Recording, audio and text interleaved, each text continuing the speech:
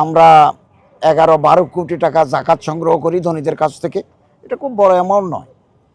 80 ভাগ মনে করেন কুমিল্লা জেলা থেকে যদি 2 কোটি টাকা আমরা কালেকশন করি, 80% আমরা কুমিল্লা জেলায় খরচ করি।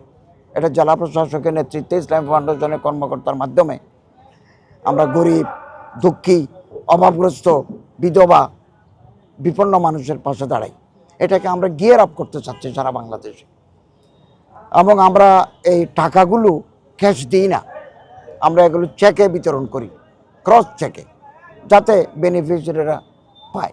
এবং দারুল আরকাম মাদ্রাসা এটা আগামী মাসে একনেকের মিটিংয়ে যাবে।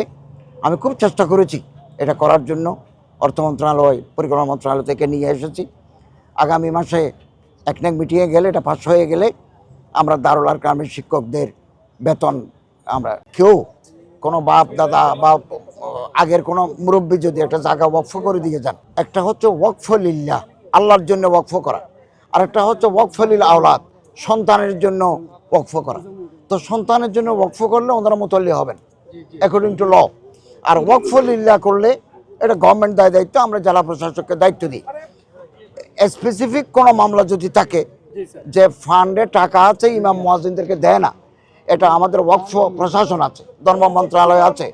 আপনারা যদি যোগাযোগ করেন তাহলে আমরা এটা জেলা প্রশাসনের মাধ্যমে, আইন শৃঙ্খলা এসপি সাহেবের মাধ্যমে সমাধান করে দেব। গ্রীষ্মকালে এসি লাগে বেশি। আমরা এটা মন্ত্রণালয় পর্যায়ে এবং বিদ্যুৎ মন্ত্রণালয়ের সাথে আলাপ করে একটা যৌক্তিক সিদ্ধান্তে পৌঁছতে পারবো বলে আশা করছি। এবং বিদ্যুতের বিল আমরা যাতে সাশ্রয়ী করতে পারি সে ফিকিরও আমাদের আছে। এবং উপরে যে আমরা সোলার সিস্টেমটা করেছি, ওখান থেকে বিদ্যুৎ কনজামশন করা যায় কি না এটাও আমরা ভেবে দেখব। নির্বাচন ঘোষিত সময়ে অত্যন্ত উৎসাহ উদ্দীপনার মাধ্যমে নির্বাচন অনুষ্ঠিত হবে ইনশাআল্লাহ। এবং প্রশাসন এবং ইসি, ইলেকশন কমিশন কাজ করে যাচ্ছে। আমরা আশাবাদী নির্বাচন উৎসবমুখর পরিবেশে সুষ্ঠু হবে ইনশাআল্লাহ। এটা তো রাজনৈতিক দলের ব্যাপার, তারা কার সাথে জোট করবেন, কার সাথে অ্যালায়েন্স করবেন, আমার মন্ত্রণালয়ের সাথে সরাসরি যুক্ত নয়, এই কাজগুলো যুক্ত নয়। আমি আজকে এখানে বক্তব্যে বলেছি, আমরা ইমাম মুয়াজ্জিন খাদেমের জন্য একটা নীতিমালা চূড়ান্ত করে ফেলেছি। কেবল আরেকটা শুনানি করব, আরেকটা কর্মশালা করে, যাতে ওনারা যে সেবা দিচ্ছেন, আমি চাকরি শব্দটা ইউজ করব না, ওনারা যাতে একটা সুরক্ষা পান, আইনের আওতায় যাতে চলে, এরকম একটা নীতিমালা খুব বেশি দিন লাগবে না, 15-20 দিনের ভিতরে আমরা গেজেট করে ফেলব।